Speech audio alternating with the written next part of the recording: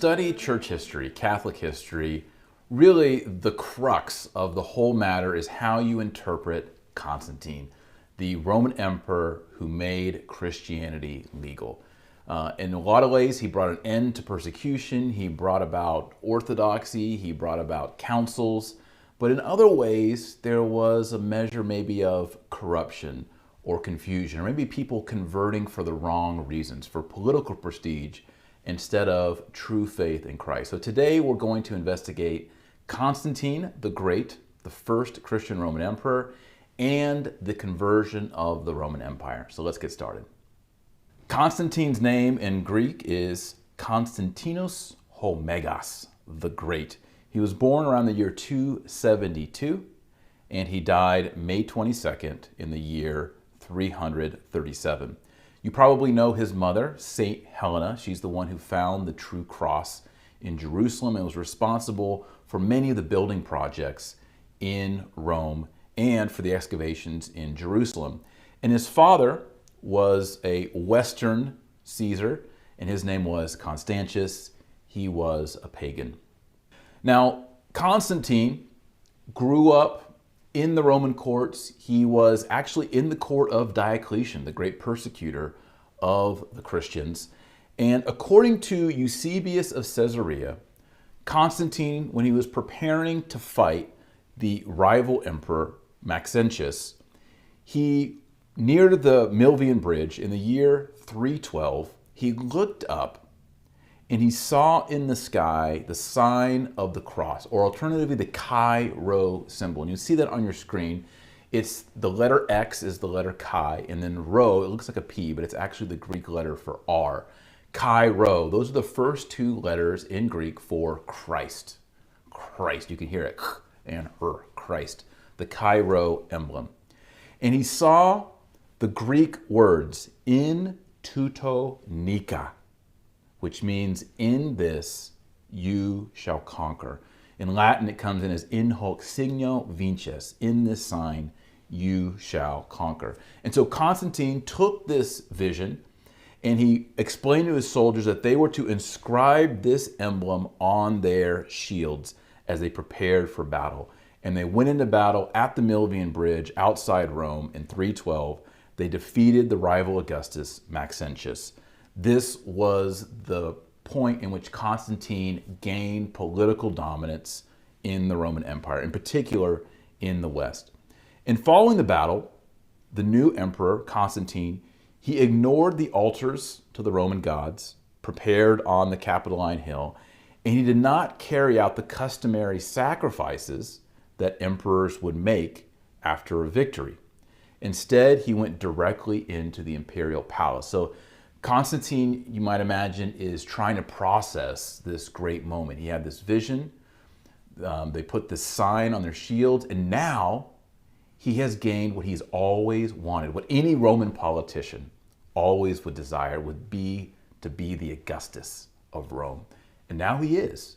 And he's processing how it is that he came to this status. It seemed to be through the intervention of the Christian God, the God that his mother, Saint Helena, worshipped.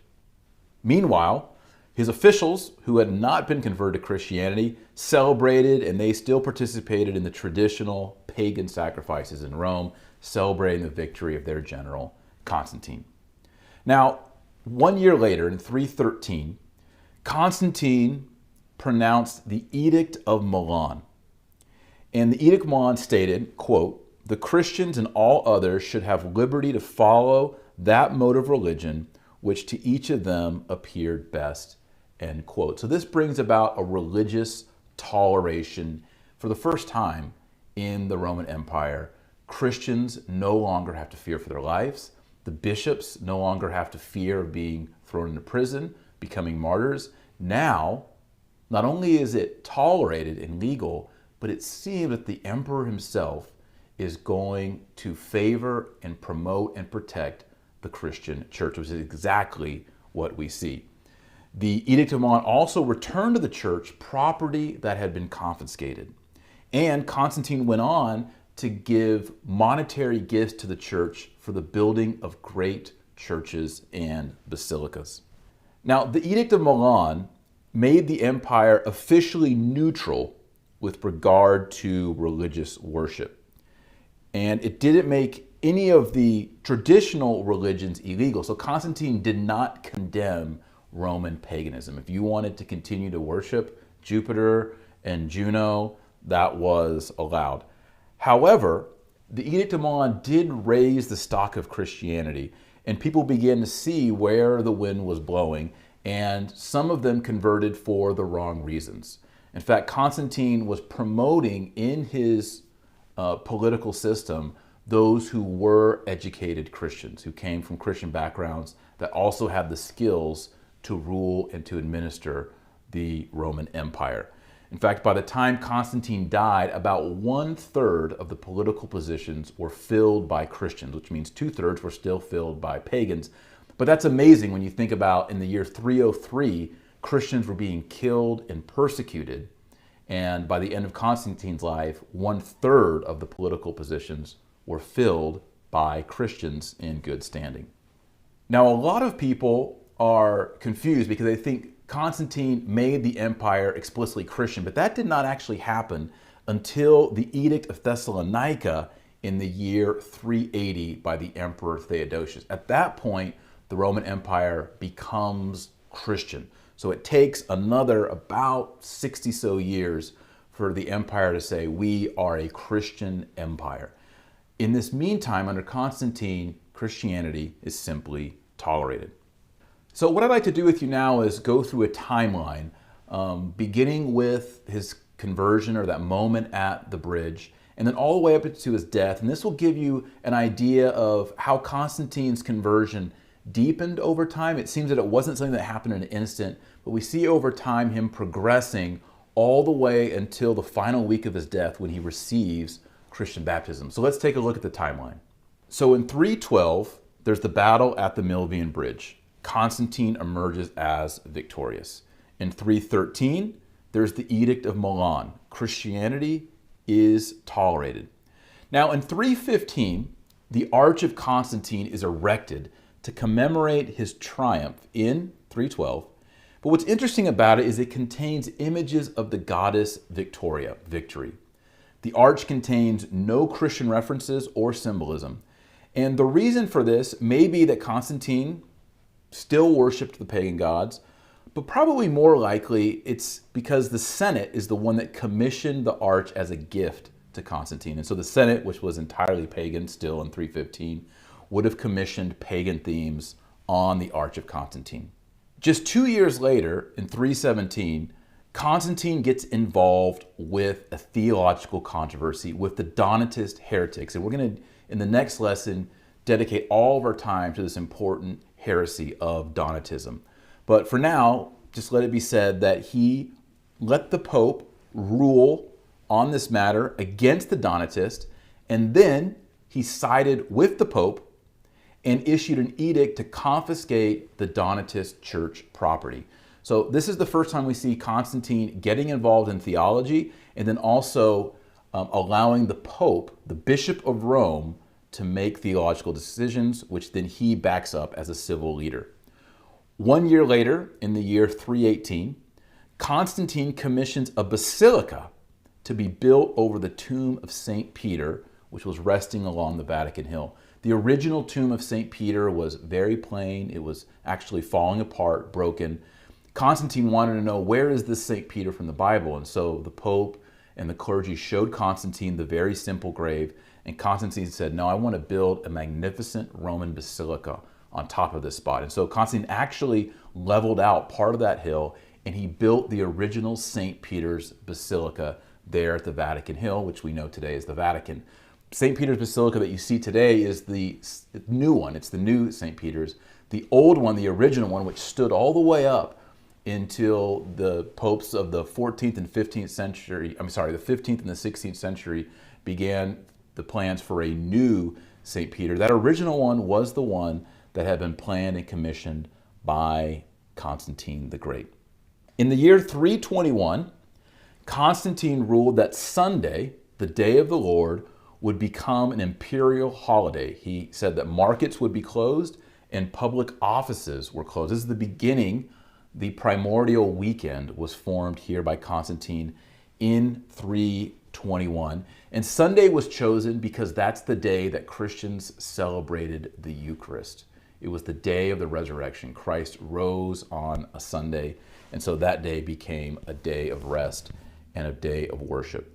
Between the years 324 and 330, Constantine decides to build a new imperial capital at Byzantium on the Bosphorus, and he named it the city of Constantine, or Constantinople. And unlike old Rome in Italy, this new city employed overtly Christian architecture. Churches were planned into the city. Churches were planned in the walls of the city. His mother was involved in that. There was a great church dedicated to the apostles. It was an entirely new phase of the Roman Empire with a new Christian city. In the year 324, Constantine gave the Lateran Basilica there in Rome to the Pope. And it became the cathedral, the place where the Pope reigned and ruled there in Rome. It's known today as St. John Lateran Basilica. It still is the cathedral. St. Peter's, the Vatican, is not the Cathedral of Rome. The cathedral is the Lateran Basilica. And Pope Sylvester consecrated the Lateran Basilica and made it the official cathedral in 324. In 325, we have the Council of Nicaea. Constantine wants his bishops, his lay people, to be united in their Christian faith. And so he wants there a decision to be made. Is Christ the eternal, consubstantial Son of God, or is he a creature, as Arius said? So they came together and they ruled against Arius in 325, and Constantine defended that decision, which had been ratified by the council and by the popes. That same year, we can really see Constantine getting serious about Christianity. He outlawed the gladiatorial games throughout the entire empire. No more gladiatorial games after 325, thanks to Constantine. And then in 330, he officially transferred the capital of the Roman Empire to Constantinople, which he called the New Rome. In 331, Constantine commissioned 50 royal Bibles to be professionally produced. So Constantine wanted the scriptures to be known. Since there's theological controversy, there needs to be a standard Bible, standard scriptures. The bishops need to have access to this. And so he uses imperial money to produce beautiful copies, 50 of them, for the empire to be distributed. And then Constantine, in the year 337, realizes that his days are coming to an end. There is a small T tradition that Constantine, his whole life, always kept a chaplain with him with holy water. So in case he was injured or he was stabbed or he suddenly fell sick, a priest or a bishop could baptize him and he could still be saved. And so in 337, he realizes that his days are coming to an end. He asks to be baptized. He receives baptism, and he died on May 22nd. Some sources say still in the white robes of a neophyte. And so it seems certainly that he would be in heaven. So this leaves us with the question, was Constantine good for Christianity, or was he bad for Christianity? Well, he was good in that he allowed there to be a time of peace for the bishops to come out of the catacombs, out of persecution, and begin to correspond and meet with one another.